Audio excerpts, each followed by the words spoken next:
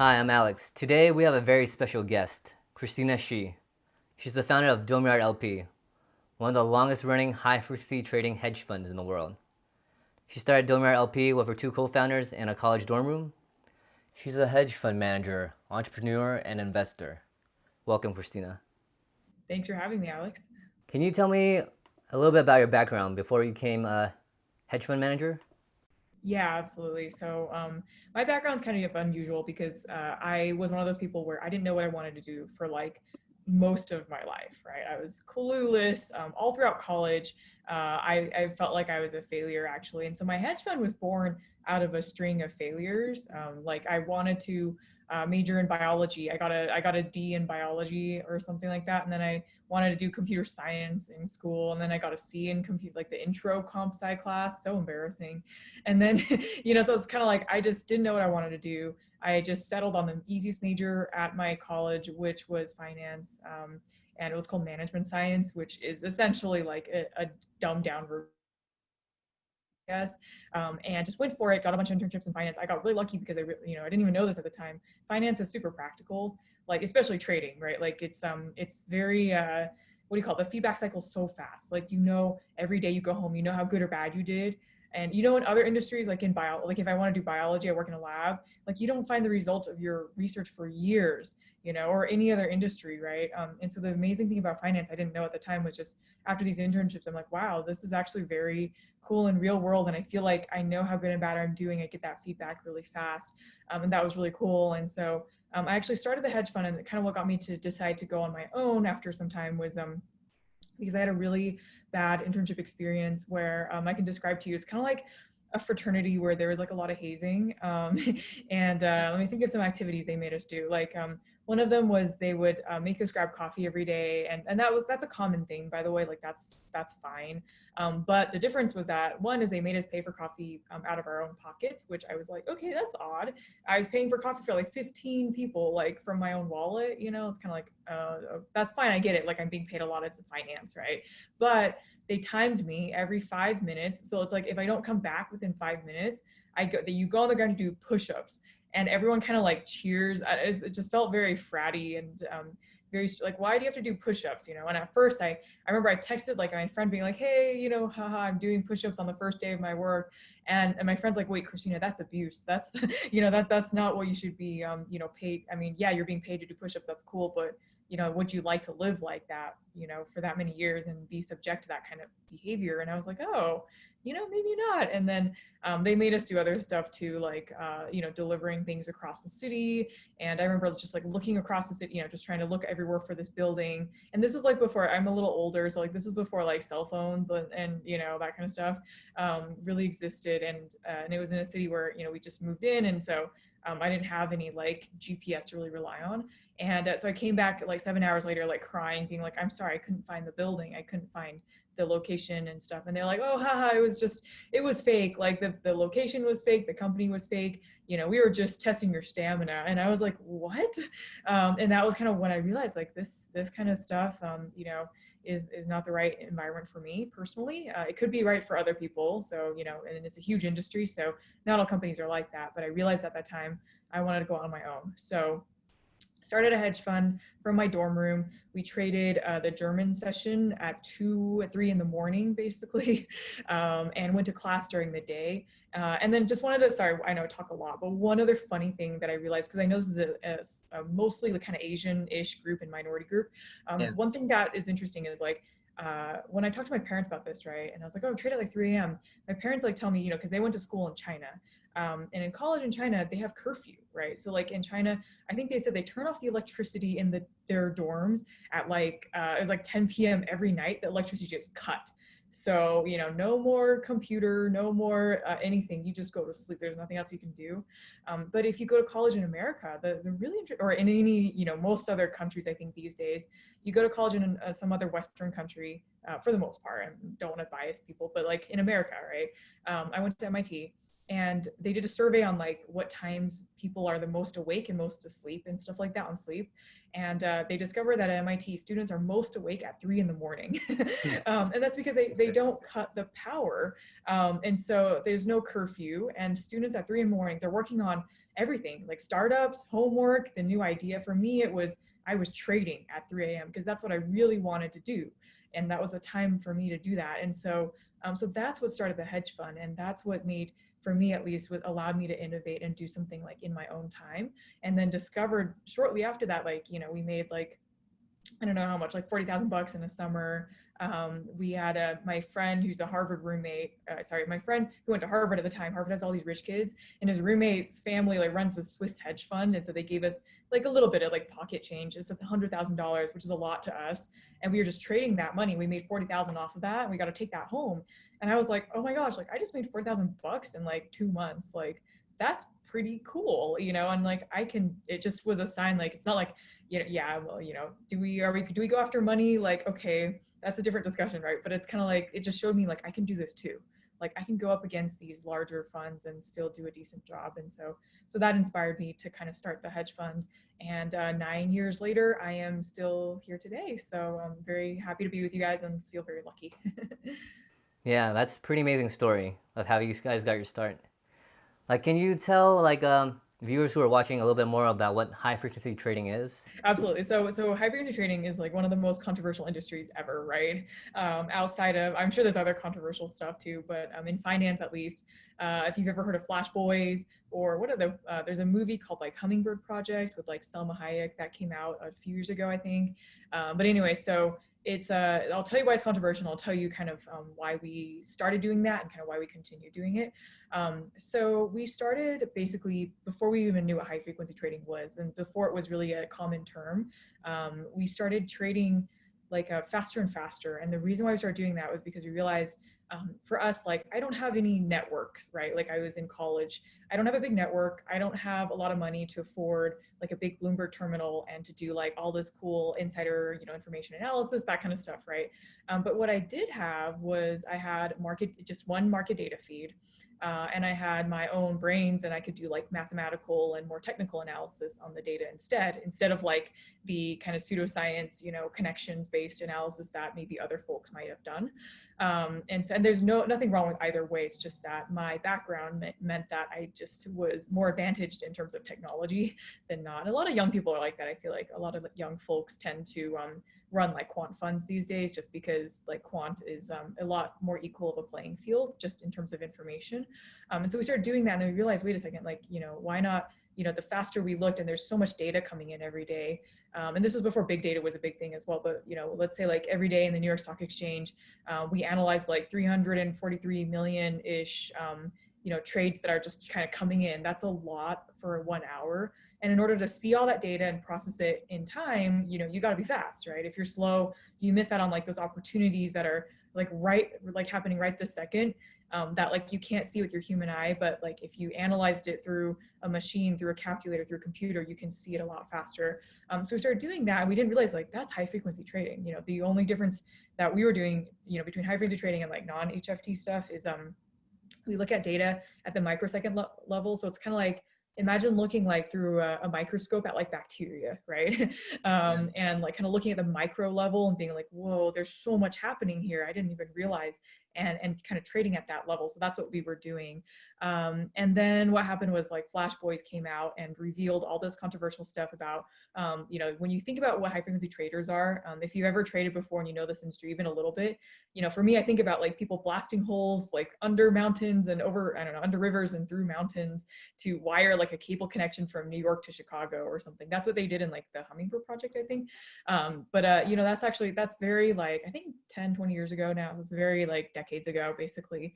So today, high frequency trading is actually, we don't even play like that kind of crazy wire hardware kind of game. The fastest like microwave routes between exchanges are actually owned by vendors. And also in terms of data, it's actually a much more even playing field, because we just use the same data that everyone else has. And the only difference is we just create strategies that are, a lot faster internally.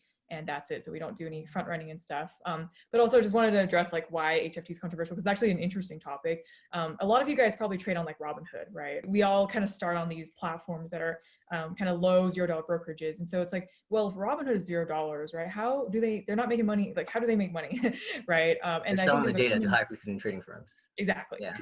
Exactly. So like they always say if the platform's free, you are the product, right? So Facebook, if it's free, you're the product, your data is being sold, right? Same with trades and through Robinhood and stuff is like if you're placing a trade through Robinhood, they have these partners, which are mostly almost all like high frequency trading firms that buy order flow and they execute those trades behind the scenes.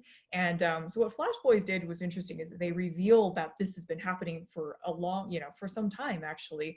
I don't know if there's a fun fact, which is like, I think it was E-Trade in like 2008 or 9 during the like crisis. They were about to declare bankruptcy actually. They were going to die.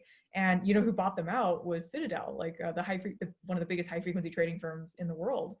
Ken Griffin, is the guy behind it, and they just decided like we'll infuse some money into you guys because they have this like symbiotic relationship going on, and so that symbiotic relationship has always been kind of secretive. It's like who gets these relationships, right? And is it a bidding process? Like how much do you have to pay to get that relationship? So all that was kind of very non-transparent, and Flash Boys brought that out, and it is controversial because it's like been this kind of secretive relationship that no one's known about, and that as a day trader many people didn't know, like, whoa, I'm supporting a high frequency trading firm by doing this, and that's who I'm trading against. That's how my trades are being executed so quickly. When I want to buy something and it's almost immediately executed, it's because there's some high frequency trading firm that's behind the scenes doing that for you. And so that's been controversial for that reason. So one thing on our end, actually, as Domeyard, the hedge fund itself, like, is we've never actually bought order flow at all. So we've never worked with any of these brokerages. All we do is just take data directly from the exchange and trade, directly. And so all of those are still all considered high frequency trading. And I think I didn't even define this yet, but basically the definition of high frequency trading is just you trade at very high frequencies, right? And that could be any kind of stuff. You can buy order flow at high frequencies and trade that, or you can get data directly from the exchange like we do, and just trade at high frequencies within the exchange. You can do stat arb, market making, whatever type of strategy you want, mean reversion, momentum, whatever you can think of. So long as it's like really high frequency, really fast, you're in and out like within a split second sometimes. And you turn over your portfolio many times during the day, that's usually the definition of like, you probably do high frequency trading. So yeah, hopefully that gives you a sense of what we do and also why the industry is so controversial. How will 5G impact the future of trading? I think it'll be some time actually before the HFT firms really catch on. I think the biggest reason is because in terms of speed, everyone keeps thinking like, oh, we're like, HFT is like a speed race, right? Everyone's trying to race. It's called race to zero because it's like zero latency, meaning like instantaneous trades is like where everyone's trying to go towards. But the reality is in the past like 5 or 6 years, we reached zero as like a theoretical kind of 0 point in a sense, in that it's hard to explain, but like there is such a thing as being not exactly fast enough, but just it's like everyone's like really fast now in this space. It's really easy to be fast in high frequency trading these days, in terms of like the barriers to entry are getting lesser and lesser, and everything's owned by vendors. So you just pay a vendor, you get the same speeds as Goldman Sachs does, right? And so that's all good news. But the problem is like, even if you're super fast, if the exchanges are slow, because the trades take place at the exchange, and if the exchange level matching engines are slow, they're going to slow you down by like 1,000 orders of magnitude, right? And so being like 1 nanosecond faster isn't going to make like that. It's going to make a little bit of difference, sure. But is it worth paying, $5 million? I don't know, I'm exaggerating. Is it worth paying like, let's say, a little less than $1 million per year to be, 1 nanosecond faster these days? Probably not, because you can spend that money on other things to help make you better in different ways, right? And so I think a lot of people in high frequency trading have realized the same thing. Like, it's just not worth spending money on like another cable, another, hardware stuff that you tweak every year or whatever, and just realizing like, hey, it's actually worth it to spend that $1 million on hiring someone who's really talented, or on revamping, operation wise. So making sure that you're, compliant on the compliance and operational side, that you're clearing trades properly, that you're looking at monitoring trades properly. There's so many other things to spend money on that could be also worth it in different ways, or even on new strategies. So, So yeah, I think it'll be a while before, like, people talk about what is it? Quantum computing is another big one. Yeah, Yeah. 5G is a big one. There's like that light. I don't know what it's called, the light wave stuff where it's like the speed of light or past the speed of light or whatever it is, using light to do trading. There's a lot of new ideas that come up here and there, and they're all novel. They're all great, and I would just say like it'll be some time before like a hedge fund like us can adopt an idea like that. And, it has to be commoditized, it has to be regulated properly, it has to have the right service providers that provide for it and everything. So everything needs to be like make sense first before going into. So I guess if anyone's ever starting a fund, I definitely recommend like look at what's already out there and just kind of be careful about being, if you're too at the cutting edge, you can't just wait for everyone to catch up to you, right? Because you're not going to make any money during that time. So you got to be like kind of right at the brink, but like not too over the edge in terms of craziness where no one understands what you're doing, and and the markets like can't quite catch up to this type of stuff that you're working on. So yeah. I see a few like high frequency trading firms in the crypto space. It's an interesting and growing space, by the way. Like we went into crypto even like 3 years ago when we first got into like crypto trading.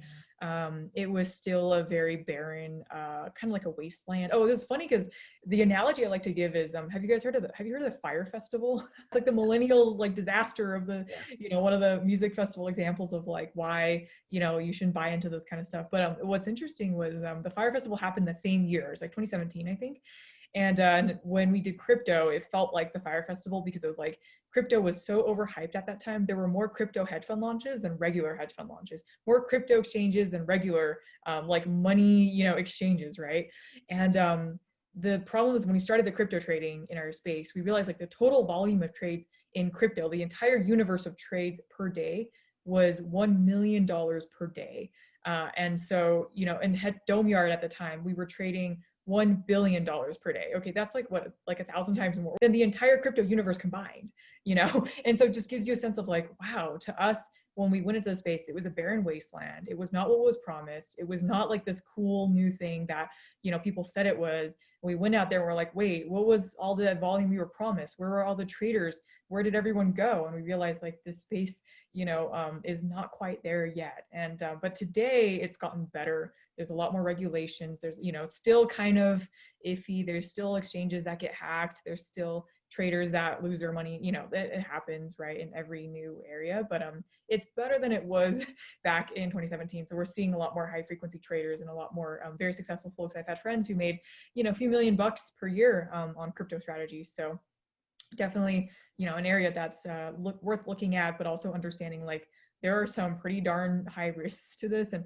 my friend who made the $1 million, actually, I think he was able to do so because he actually started by trading, he's a regular trader first, basically. So understood how markets worked first, understood all the theory and, had all the experience. And then when he went into crypto, it was like a lot easier to kind of pick up on the nuances and stuff like that. So yeah, I guess just recommend, doing all your homework, figuring out what's best for you and just kind of going for it. Crypto is very high risk. There's all kinds of speculation out there. Well, it's tough because, there's the lack of regulation in terms of like, let's say if the economy, we're in a volatile time right now, like let's say the elections happen and I don't know who wins, but let's say the economy tanks during the election, which is very likely, by the way. And if the economy goes down, and suddenly you're like, crap, how do I, what do I do? How do I like, what do I do with this money? It's like worth almost nothing anymore or whatever, right? But the thing is, you can still like, there's your money still being protected, in a sense, like your cash and whatever else. Even if the value goes down significantly, you can still protect it. You can still pay your taxes. You can still, like buy certain things here and there. But I think with crypto, it's another question. It's not protected in the way that the U.S. dollar is at this time. And so there's that question as well of like, what do you do? And people who lose their Bitcoin, right? It's like they just lose their they lose their passwords or whatever, and then they just suddenly like, or they accidentally do a scam and then it's just gone forever. There's no way to get it back. Whereas, when you have a bad transaction on Venmo or whatever with the bank, and you just ask the bank like, hey, there's a scammer, just give it back to me. The bank will just give it back, right? So it's still not quite there yet today, but hoping that one day we can definitely reach a stage because there's a need for it and the technology is very interesting. And so, I'm sure it'll have some place in the future, but just it's a matter of time. How are you guys navigating the COVID market right now? It's been really good. I mean, we've had ups and downs this year as well, like most folks, but we've been very lucky. I think in high frequency trading, like in general, what's nice is like I feel like any kind of HFT firm where we rely on like high volumes to do well, we this is like a time of high volume, right? This is the time of volatility, volume, speculative trading. Robinhood, like I think Robinhood is going to make history textbooks, by the way. Like I wouldn't be surprised, like 40 years from now, we open a history textbook, and then we see like 2020 and like there's gonna be like 5 chapters on 2020. And one of those chapters is gonna have like the whole craze about market speculation and trading, because like I've never seen so many young people go into trading and feel so empowered to make their own trades, even if it's like just $10 or something small, right? Like you can do that. That's incredible to see people like feel empowered to do that, but also kind of dangerous. Like I don't know if you've heard about those traders who commit suicide, and also if you don't understand how options settle, or how it, there's a delay in terms of the settlement times and stuff like that. Like, yeah, that's pretty scary to see your balance be like almost negative a million. So I don't know. It's definitely an interesting time, and I think hopefully there will be more people who go into finance, and not just like working for like the Goldman Sachs's, that kind of stuff, but even just trading your own money, in your free time, right? And understanding how to manage your own wealth, manage your own retirement and stuff like that. I think right now, especially, is really important for folks to kind of learn and understand how that works, and make sure that you protect yourself during the next crisis, which I think will happen pretty soon. How do you deal with taxes? So we trade primarily futures, actually, and futures are taxed differently than the way that, I don't know, it's like if you Google, like, I think it's like the 60/40 rule or something like that. Let me see if I can find it here really quickly. Yeah, that's called 60/40 rule, basically. And, it's like 60% is profits, which is taxed as long-term capital gains, and then 40% of it is taxed as short-term capital gains. And so it's a little bit like not as, I don't know, it's been fine. That's like our primary asset class. We also do a little bit of like options and like various types of derivatives, swaps, equities. What else? FX. We started doing a lot of FX recently.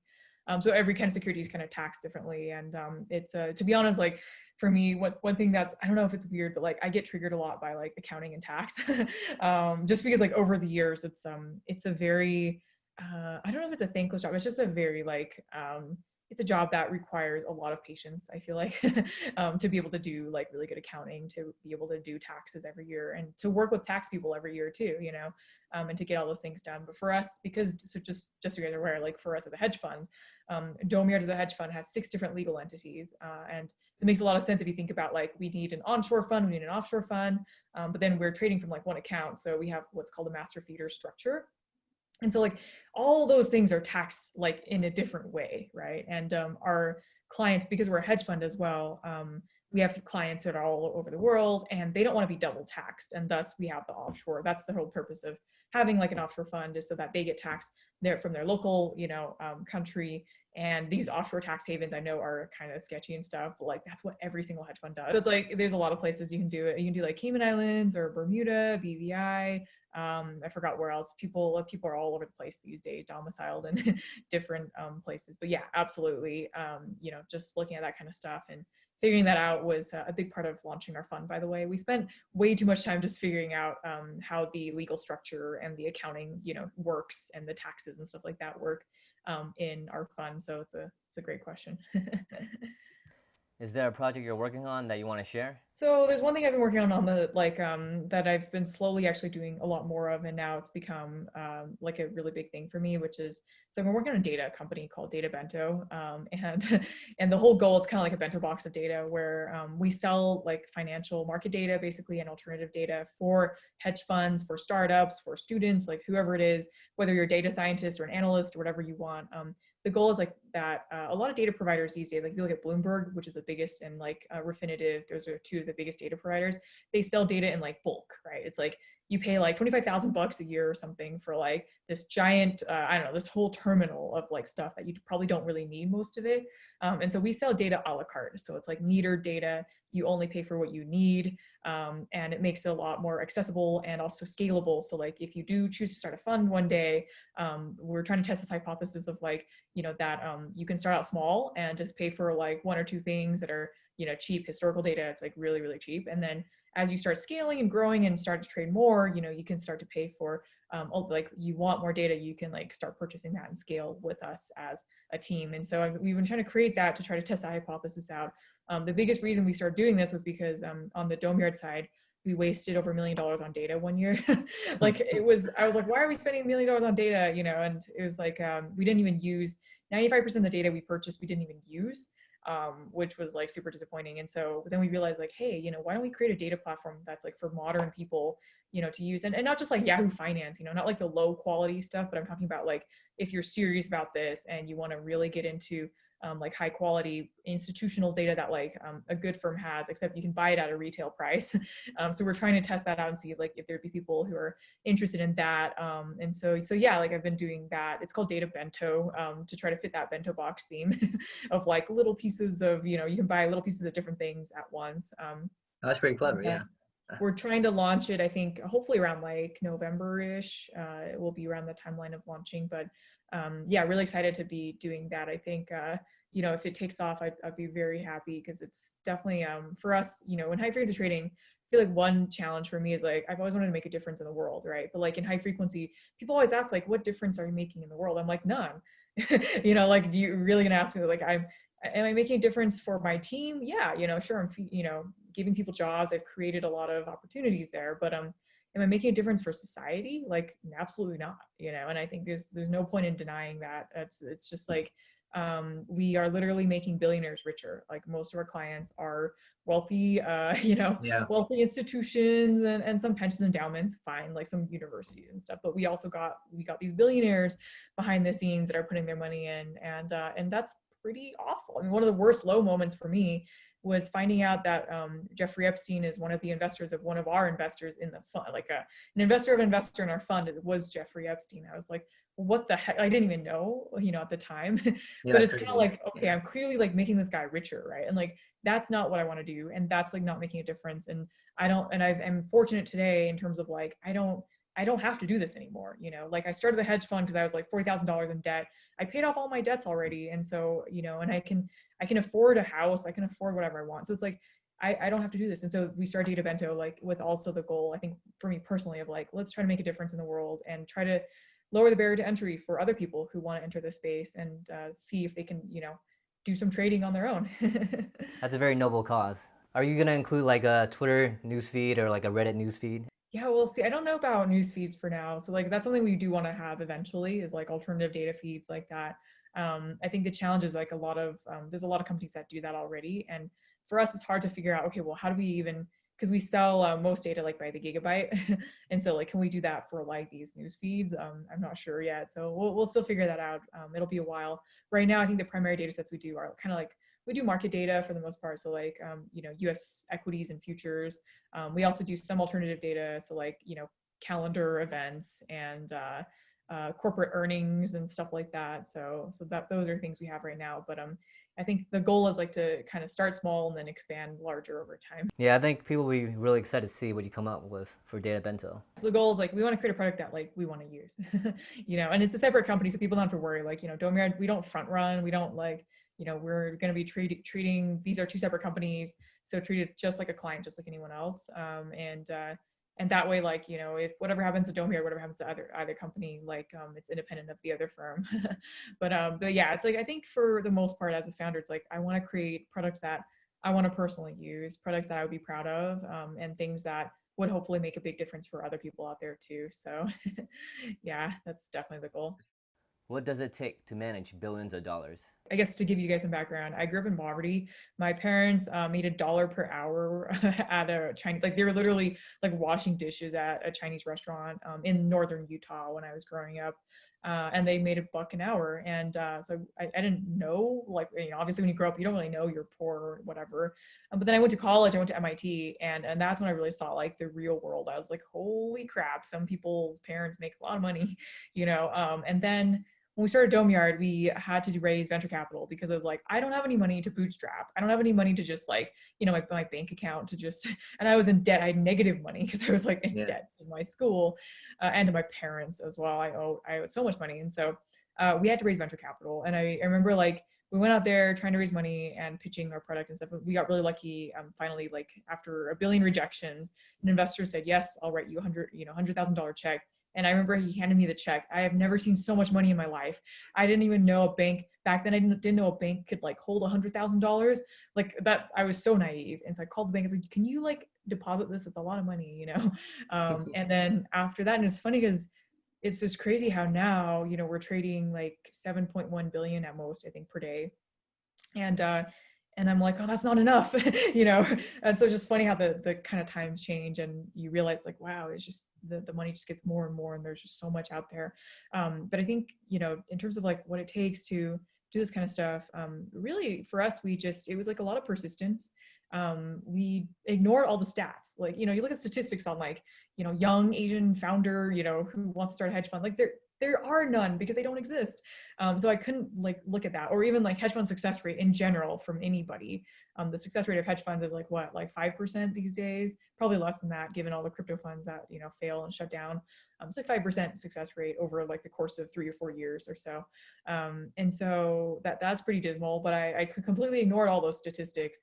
And I didn't have a network, I didn't have any money, but I was like, you know what, I'm gonna go for it because this is what I want to do. And I just did it. And every day I was excited. It was like that honeymoon phase, you know, when you're first in a relationship and you feel so excited. Yeah, I felt like that with my company. It's kind of bizarre, but like you feel like every day you just kind of think about it and like it's just exciting. And I just kind of went for it. I'm trying to think of what else I did differently. I guess just persisting through that, learning from your own mistakes. I made a lot of mistakes along the way, and just, you know, I didn't do everything perfectly. I made some really bad mistakes that almost cost me. I've been sued, you know, multiple times. I've been interrogated multiple times. I was interrogated by the FBI. Had a lot of stuff happen to me. Right, and I'm not proud of that. Like I completely failed in so many different ways, but I persisted, you know, and owned up to my mistakes. And that was also big. It's just kind of the learning experience of being honest with yourself, you know. And I think this is the other thing I feel like is a lot of hedge fund founders. You think of a hedge fund founder, you think of like Jim Simons, Ray Dalio, Yeah. who else? Steve Schwartzman, and they all have a certain personality, right? Like they write books, they write like they talk about their principles and and they're like so awesome and cool and stuff. But you know, for me, it's like I just admit all my failures and I realize like I can be different from that, you know, and I can do things my own way and I can manage you know, just as much money as them, you know. And so it's also, I talk about this a lot sometimes online, but just getting rid of the child adult mentality. I used to have a I'm still in my 20s, but barely. But I used to have this child mentality in college, especially like I'm the child, you know, in my head, I'm like, I'm the child and they're the adult. My professors are the adults. The real working people and investors, whatever, like they're older and they're adults in the room. And I would talk to them a certain subservient way. And I realized like, that's not good. You know, that's an Asian mentality we learned from our parents. Treat your elders with respect. But in America, you know, the great thing is, especially if you're an entrepreneur, like, no, like you treat them like an equal. You know, so I treat everyone like I don't care if you're Kim Kardashian, you know, I don't care if you're famous or you're rich. I've talked to Steve Schwartzman, you know, a bunch of other folks like that, Jim Simons, and I just say, hey, how's it going? You know, like just be chill with them and treat them as equals and also offer them your value. You know, as like if you're a college student, even you can be like, hey, you know, maybe you're applying to jobs, right? And you feel like it's totally a terrible process. I get it, especially during COVID. But you're applying to jobs and no one's followed up with you. You can be like, hey, by the way, you know, I really like your job still. I'm still really interested. It matches my values perfectly. And you know, I'm a part of my dorm's mailing list. I'm happy to, or my, I don't know, my major's mailing list. I'm happy to forward your job posting to everyone in my major. You know, and that's for a recruiter or a company to look at that. It's hard for me to say no, right? Like I'm like, oh my gosh, I would love for a student to do that. That's super valuable. And so learning like where you, no matter where you are in life, like you're valuable, you have value somewhere that you can add to anybody, any company, and just knowing that value. Or even like if you're part of a student club, like a business group on campus or some kind of cultural group, you're like, hey, I would love for you to speak as a part of my cultural group, you know, to speak to my, you know, this club here on campus via Zoom.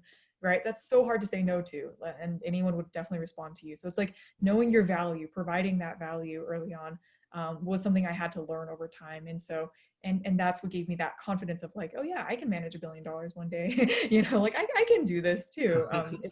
It's okay. That's It's great. something like it was scary at first, but once you get into the environment and you get used to it, I think you kind of learn like you're valuable and that's okay. Yeah, I feel like you're very personable, friendly, you're just really authentic, and you're so open. Someone once told me, like, it's kind of like bring your full self to the table, no matter where, whatever company you are, whatever it is, always like be your full self, and your authentic, true self, even if you feel like, it might be embarrassing, it might be weird. I do some hedge fund events, like I do an interactive event on starting a hedge fund called Bandersnatch, which is similar to the Netflix, like Black Mirror series, where audience chooses the votes and stuff, and I go through this storyline with them and it's like funny because it's like 50 people in the audience sometimes, and they'll like vote for different things and they like debate about it in the chat rooms and stuff. But anyway, so we do those activities together. What was I going to say? So yeah, I've been doing that kind of stuff. Yeah, it just kind of leads to these weird kind of solutions and things like that. You just kind of never know. But even during that time, sometimes I'll like cosplay, like just during because I'm like, why not? I'm in quarantine, I'm bored. Why not just like do some cosplay or whatever? And I realized like no one cares. No one's ever said like that's unprofessional, or and it's like, come on, no one's I'm in my bedroom, like literally, no one's it's hard to be, what does it mean to be professional? And it changes the definition, right? It's like, what does it mean to be professional? Is it to always wear a suit and tie? Is it to always, for women, like to have your nails done, to have your hair done, like to put on makeup, right? Like, what does that even mean? And so I'd like to show that, like, yeah, I can be successful and, watch anime and have hobbies and like be human. That's like totally natural. And like, sure, I'm kind of odd in that I don't have the lifestyle that like a typical hedge fund guy has. Like, I don't play golf. I don't drink that much either, like kind of weird. But I have other hobbies and that's okay. Like I play video games, it's a very millennial, maybe I'm just a very millennial kind of person, but that just showing people like that's okay. You can do whatever you want, is fine. And also I think the other thing I always try to help people is like, you can do better than me. That's a really tough challenge to do. Like the great news is like I've mentored people who have done a lot better than me in so many different areas though, or at least like not make my mistakes, right? And like that's important, is learning from like I made my mistakes so you don't have to. Right? And that includes so many things. Like I just told you, the child adult mentality thing of like always thinking I'm like a kid in the room.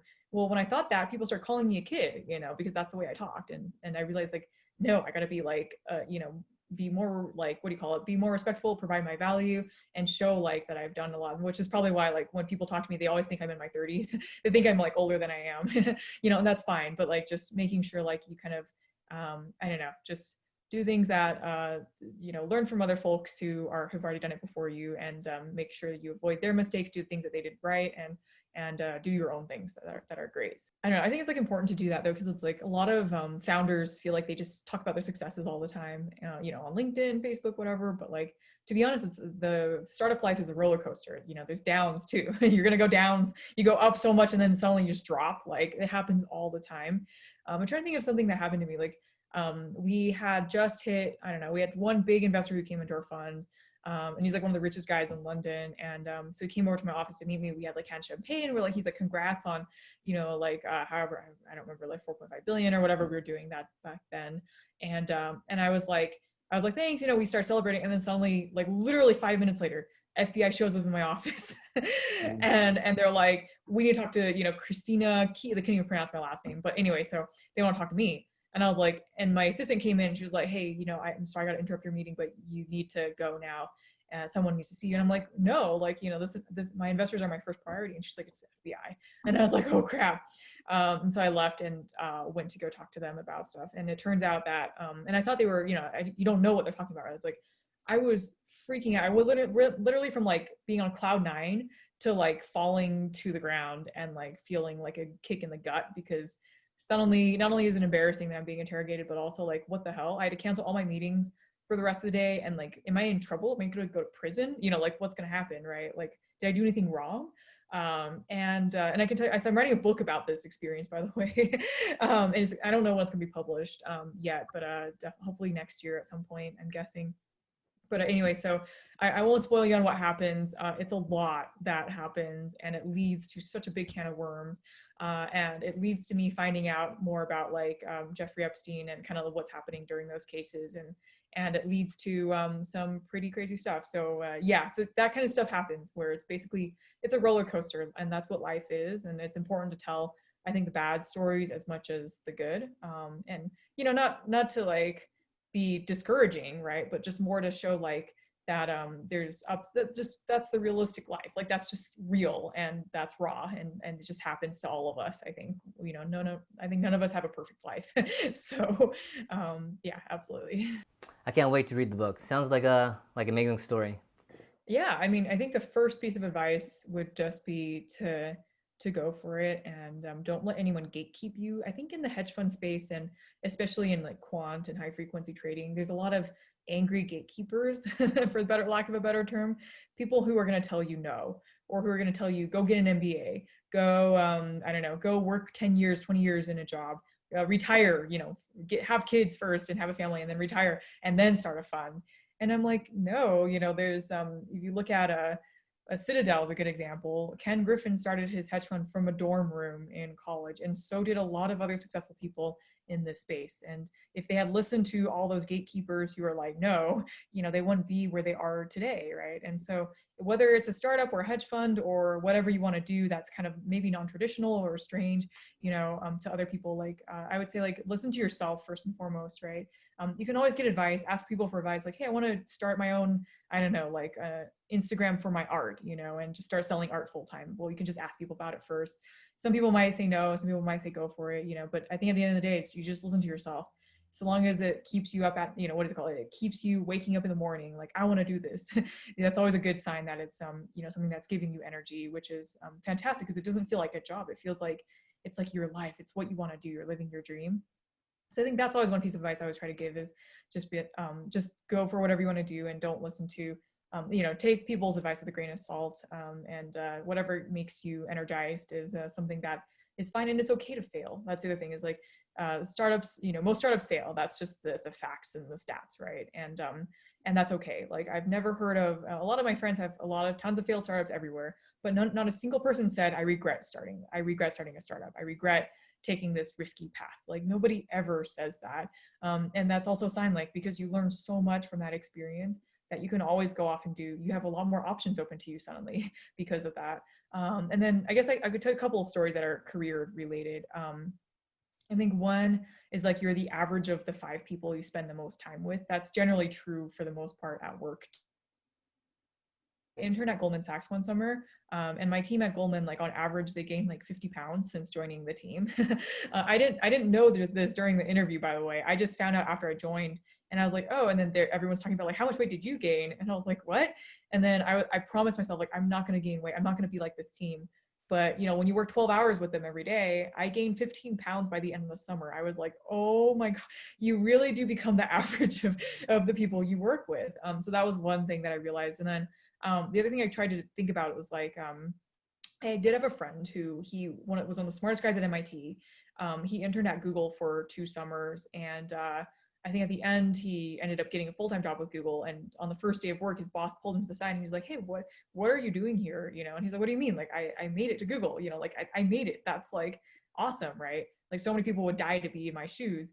And his boss was like, "Well, look, Google is for me. Like, I'm 55 years old. I have 2 kids, right? It's like the place for me to, like, retire and to have stability. But for you, you just graduated from college. You're still, you're so, like, energetic and ambitious and stuff like that. Like, what are you? Google will always be here for you as a safety net, but, like, you can go off and do something else, and come back in a couple of years, right? And that's fine too." And my friend was kind of like, nah, whatever. But then 2 years later realized, like, crap, my boss was right. And so he left Google to go join a startup.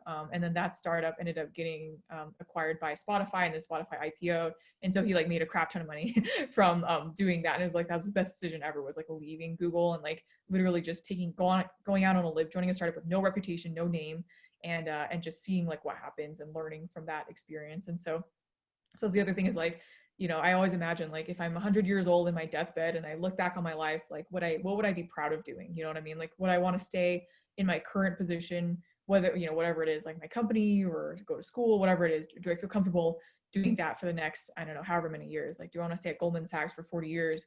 And that was when I realized, like, probably not. I don't think I would want to do that personally, and that's fine. Some people do. And if it's yes, then that's great. You go for it.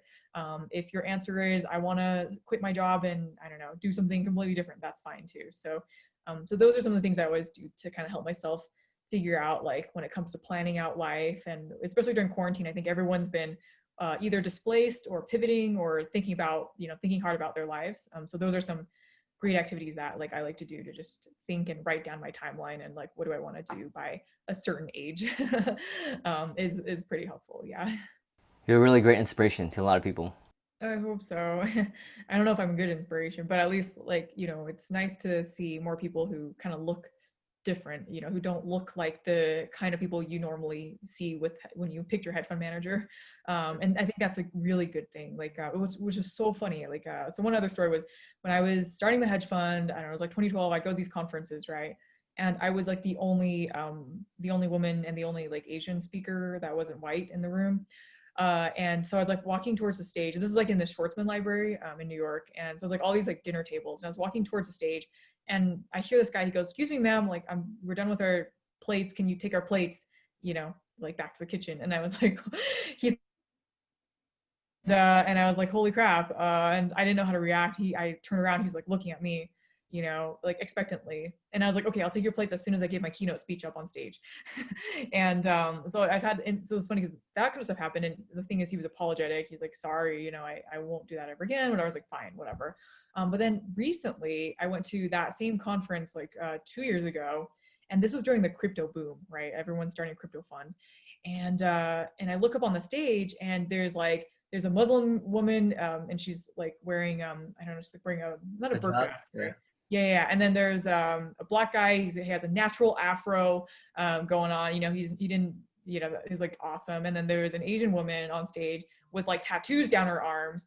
And I was like, whoa, this is like, it's like the industry's completely the face of the industry, and the face of hedge funds is no longer what it used to be. And I think that's awesome because it provides a space for different types of people now, where people like me and you, we can look up on stage and be like, I see myself in that person. I want to be like that, and so I love how even in the past like 5 or 6, I don't know, 8 or 9, so however many years in the past decade, this industry, the face of the industry and the way that the industry looks has diversified a lot, so that anybody hopefully can feel welcome when they look on that stage and go to these conferences and see like, wow, there are people who look like me. So I love that. That's one of the best things about finance these days, is that diversity that people are starting to care a lot about. I know it's like right now it's a tough time for a lot of people. Everyone's in transition, pivoting, figuring out what they want to do with their life, whatever it is. If you're lucky to have a job, still figuring out like what do I want to do and do I like my job? So I know it's been a tough time for everyone, but I think maybe the best, sometimes the best things to do are just like, it's okay to take time off. It's okay to figure out what you want to do, and just kind of go for it. I'll hopefully, if you want to do something crazy, like I'll be the first person to tell you go for it, and it's okay. Try to like combat all the negativity out there, because there's a lot of gatekeepers in every industry that'll tell you can't, but you definitely can. Like I started my hedge fund literally from the dorm room. I had no money, no connections, no credibility, and just kind of went for it. And I'm glad I did that. I'm definitely really happy for the journey I've had. It was not an easy one, but it was definitely really fun. And I hope that people can also learn from my mistakes, everyone else's mistakes, anyone's mistakes, right, are always good to learn from. I thought my decisions, back when I was in college, I thought that things I did were right. Like back then when I made those decisions, I'm trying to give an example. Like I had no reputation. So I decided I'm going to work with the biggest broker on Wall Street. I'm going to work with the biggest administrator, biggest accountant, biggest every lawyer, everybody, right? So that, because they give me credibility. And if I work with a good broker, like I don't know, a Morgan Stanley or Goldman Sachs, like then investors will feel safer because they feel like, wow, even though we're young and stuff, we have credibility through them. That was a big mistake. Like I had no idea at the time. That was a huge mistake. First off, like these large companies don't care about their smallest client. If you're Goldman Sachs, you couldn't care less about a startup, right? And also we were wasting so much money on them. We spent like 10 times more money than we should have, wasting all this money, and the service was terrible. We were always the last client being taken care of.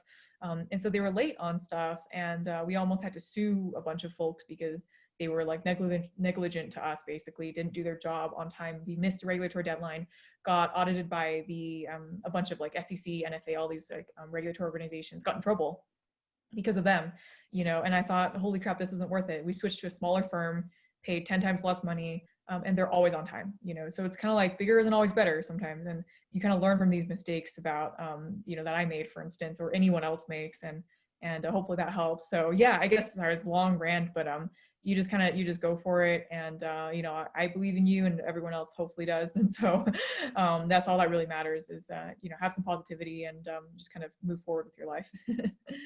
Is there anything else you would like to share? Yeah, I'm really excited. Data Bento will hopefully launch around November. So I think people can sign up now, though. It's just databento.com if people want to sign up for early access data, and it's cheap and free, pretty much. And then in terms of let's see, in terms of the book, hopefully it'll be published sometime next year in 2021, if not 2022. So we'll see about that, but I'm definitely looking forward to. I hope if people, the book is meant it's not just like hedge fund advice or anything like that. It's more about kind of the unexpected rise to the top of Wall Street, and then the aftermath of all the trouble we got in, and why we made those bad mistakes, and also about making money, and like the whole people always face like that reality of like you want to make a difference in the world, but like a lot of people who go into finance, like what difference are we actually making? And so having to come to heads with that reality of like not making a difference in the world, and then realizing and figuring out how to fix that is another topic that I talk about a lot as well. So yeah, it's just kind of a story of starting the fund and how we grew it, and all the trouble we faced. Thank you, Christina, for sharing your story. I think a lot of viewers will find this interview very motivational during this time. Thanks for having me, Alex.